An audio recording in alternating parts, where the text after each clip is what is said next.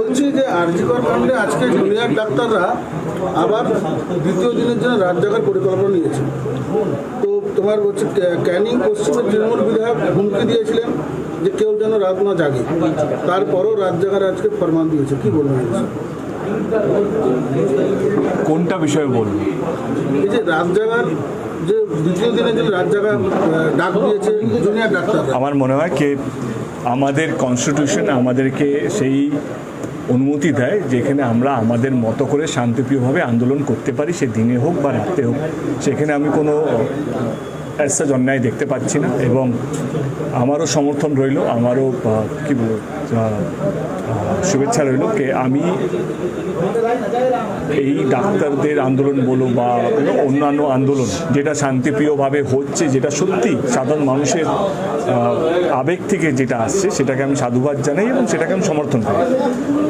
এবং এইখানে আমার রাজনীতি দলের কে কী বললো কে কী বললো না সেটা আমার কাছে সত্যি ইম্পর্টেন্ট না, এবং আমার মনে হয় কি যারা আন্দোলন করছে তাদের কাছেও এটা ইম্পর্টেন্ট নয় কে কী বলছে। কারণ এটা তো সত্যি কি আজকে 22-26 দিন হয়ে গেল, এখনও মানুষ চাইছে কি বিচার হোক এবং আমিও চাইছি কি কী বিচার হোক। এবং কালকে আমরা সবাই তাকিয়ে আছি সুপ্রিম কোর্টে এবং সিবিআই কি তথ্য জমা দিচ্ছে, কার কার নাম আসছে, এবং সেই নামগুলো যদি দোষী পাওয়া যায় তাদের সবারই বিরুদ্ধে কি বলবো কি তাদের সবারই শাস্তি হওয়া উচিত এবং যে মেন কালপিট তার ফাঁসি হওয়া উচিত। এটা আমি এবং বাংলার প্রত্যেকটা মানুষ চাইছে। দাদা, কাঞ্চন মল্লিক আপনার সহকর্মী, তিনি একটি কটাক্ষ করেছিলেন বেতন ফেরত দেওয়া নিয়ে, এবং সেই বিষয়ে এই মুহূর্তে পশ্চিমবঙ্গ উদ্বেগ রয়েছে, কী বলবেন এই বিষয়ে? দেখো, কাঞ্চন মল্লিক যেটা বলেছে সেটা দুঃখজনক।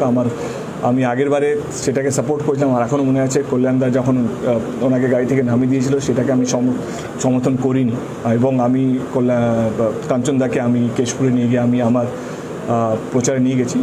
সেই কাঞ্চন মল্লিক এবং কালকের কাঞ্চন মল্লিকে আকাশ পাতালের তফাৎ আছে। এবং এই কাঞ্চন মল্লিক যেটা আগের দিন যেই বিবৃতিটা দিয়েছে, যেই মন্তব্যটা রেখে, সেই কাঞ্চন মল্লিককে আমি চিনি না, মানে আমি সমর্থন করি না উনি যেই কথাগুলো বলেছেন, এবং খুবই দুঃখজনক।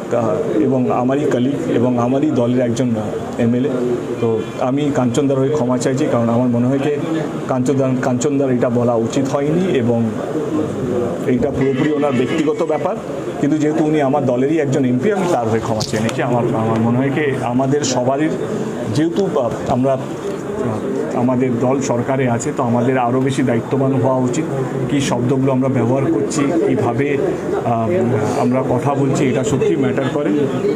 দেখো, আমি কাউকে আটকাতে পারবো না, কিন্তু আমি এটুকু বলবো কি আমি আমার পরিবার চায় কি আমরা সবাই যেন যেই ন্যায়টা বা যে জাস্টিসটার জন্য ওয়েট করছি সেটার জন্য পাই। কিন্তু এটাও সত্যি কি আজকে কন্যাশ্রী বা রূপশ্রী বা বেটি বাঁচাও বেটি পড়াও এইটা কোনো মানে নেই যদি এরকম ধরনের ঘটনা যদি প্রত্যেক দিন ঘটতে থাকে। আমার মনে হয় কি এক্ষুনি ইমিডিয়েটলি কেন্দ্র সরকার, আমি কোনো পলিটিক্যাল স্টেটমেন্ট দিতে চাইছি না, এটা মনে হয় কি এটা নিড অফ দ্য আওয়ার। এক্ষুনি কেন্দ্র সরকারের অল পার্টি মিটিং ডাকা উচিত, অল সিএমকে ডাকা উচিত, অল সিএম মিটিং ডাকা উচিত, এবং এই যে রেপিস্টদের বিরুদ্ধে কীভাবে কী ব্যবস্থা নেওয়া উচিত, কী আইন আনা উচিত, আমার মনে হয় এক্ষুনি ইমিডিয়েটলি এটা ভাবা উচিত। এটা সত্যি একটা ভীষণ বড় একটা সাবজেক্ট এই মুহূর্তে আমাদের দেশে।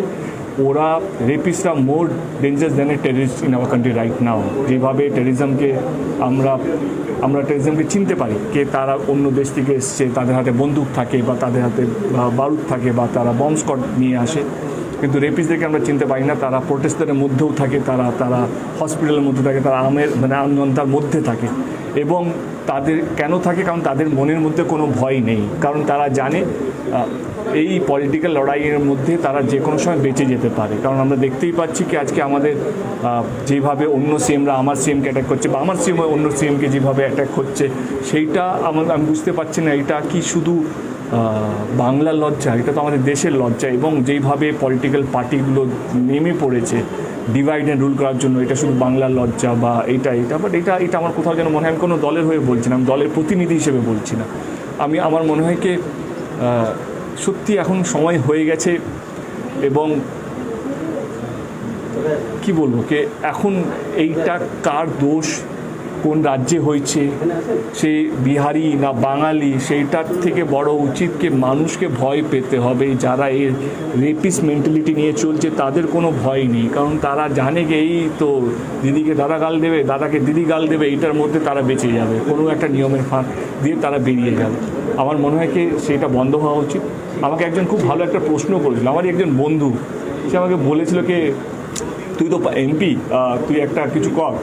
আমি বলছি না, যেই আন্দোলনের আওয়াজটা উঠছে এই আন্দোলনের আওয়াজের মধ্যেই এই লটা আসতে পারবে, সাধারণ মানুষই চেঞ্জটা আনতে পারবে। এবং কোথাও যেন আমি দেখতে পাচ্ছি যে যেই অ্যান্টি রেপ বিলটা এখন সবচেয়ে বেশি প্রয়োজন, যতদিন এই অ্যান্টি রেপ বিলটা আসে ততদিন এই কন্যাশ্রী, রূপশ্রী, বেটি বাঁচাও বেটি পড়াও তার কোনো মানে নেই।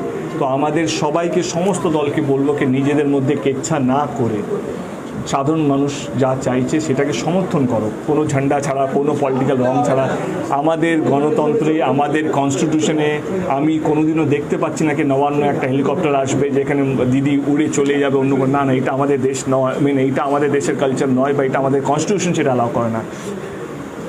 এইবারে যেটা আমাদেরকে ভাবতে হবে কি সেটা আমাদের সবাইকে এক হয়ে এমন কিছু পানিশমেন্ট নিয়ে আসতে হবে, এমন কিছু ভাবনা নিয়ে আসতে হবে যাতে সত্যিকারে যারা রেপ করেছে তারা যেন পানিশ হয়। সেটা ক্যাপিটাল পানিশমেন্ট হতে পারে, তাদের প্রাইভেট পার্টস কেটে দেওয়া হতে পারে, যে কোনোভাবে।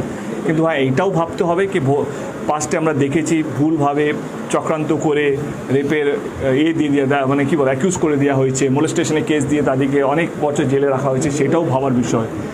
কোনো জেনে শুনে কাউকে দোষী করে দিয়ে সেইটাকে, আমার মনে হয় সেইটাও যেন না হয়। অ্যাট দ্য সেম টাইম যারা আসলকার রেপিস্ট বা যেই মেন্টালিটি নিয়ে ঘোরে তাদেরকে চিহ্নিত করে তাদেরকে যতক্ষণ না শাস্তি দেয় ততক্ষণ মানুষ ভয় পাবে না। সেটা আমার মনে হয় কি সরকারের মধ্যে, পলিটিক্যাল পার্টিদের মধ্যে লড়াই না করে এটা হাই টাইম ভাবা, এটা আমার বা তোমার নয়, এটা আমাদের দেশে। এইটা যদি ভাবি তাহলে দেখবে সমস্যার সমাধান খুব তাড়াতাড়ি আমরা পেতে চলেছি। আজকে 9টা থেকে 10টার আন্দোলনে আপনি কি মোমবাতি জ্বালাবেন? আরেকটা জিনিস মোমবাতি জ্বালানি বলছি, আজকাল আমার একজন বন্ধু আমাকে বললো কি আমি জিমে গেছিলাম, এখন ট্রেন্ড হয়ে গেছে কে কটা মিছিলে হেঁটেছে, কে কটায়। আমি জানিস তো আমি 2টো মিছিলে হেঁটেছি, আমি 3টে মিছিলে হেঁটেছি। আমি এটাও দেখেছি কি প্রোটেস্টের মধ্যে যারা একজন মোলেস্ট করে দিয়েছে, এর কিছুদিনের মধ্যে হয়েছে। আমার মনে হয় কি আমি এই সোকল প্রোটেস্টে যারা সত্যিকারের সাধারণ মানুষের প্রোটেস্ট, আমি টিএমসির প্রোটেস্ট বলছি না, আমি বিজেপির প্রোটেস্ট বলছি, আমি কোনো পলিটিক্যাল পার্টির প্রোটেস্টে বলছি না, যেই সাধারণ মানুষ যার কোনো রং নেই, তারা সত্যি বিচার চাইছে, যারা জাস্টিসের জন্য রাস্তায় নেমেছে, আমি তাদের পক্ষে। আমি কোনো দলের প্রতিনিধি হিসেবে যেতে চাই না, আমি গেলে সেই সাধারণ মানুষের পাশে থাকার জন্য। এবং সত্যি কথা বলতে গেলে আমি সত্যি more than really I am waiting for কালকের দিনটার জন্য, কি সুপ্রিম কোর্টে কালকে চিফ জাস্টিসের সামনে কি হচ্ছে, সুপ্রিম কোর্ট এই কেসটা কীভাবে দেখছে এবং সিবিআই কী তথ্যগুলো দিচ্ছে এবং কাদের নামগুলো খুলে আসছে। এইটা আমার কাছে সত্যি অনেক বেশি ইম্পর্ট্যান্ট আজকের দিনে। এবং কালকের দিনের জন্য আমার মনে হয় কি যারা র্যালিতে নামছে তারা এবং যারা বাড়িতে বসে টিভি দেখছে তারা, প্রত্যেকটা ভারতবাসী থেকে বড় কথা প্রত্যেকটা বাংলারবাসী, তারা ওয়েট করে আছে কালকের দিনটা কী হতে চলেছে।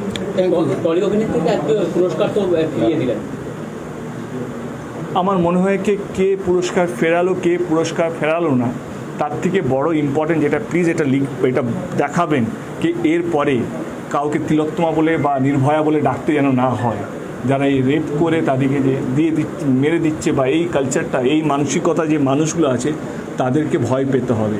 আমি কি পুরস্কার ফেরালাম না, তার থেকে বড় কথা হচ্ছে এই লড়াইটা কিসের লড়াই, কি এরপরে কোনো মেয়েকে তিলোত্তমা নাম দিতে হয়, এরপরে কোনো মেয়েকে নির্ভয়া যাতে না বলতে হয়। মেয়েরা যেন রাত্রে 12টার সময় হোক বা রাত্রে 2টোর সময় হোক, সে যেমন ছেলেরা ঘুরে বেড়ায় সেরকমভাবে স্বাধীনভাবে তারাও যেন ঘুরে বেড়ায়। এইটাই হচ্ছে আমাদের লক্ষ্য। এইটাই আমার মনে হয় প্রত্যেকটা আন্দোলন যারা করছেন তাদের প্রত্যেকটা মানুষ এইটাই লক্ষ্য হওয়া উচিত।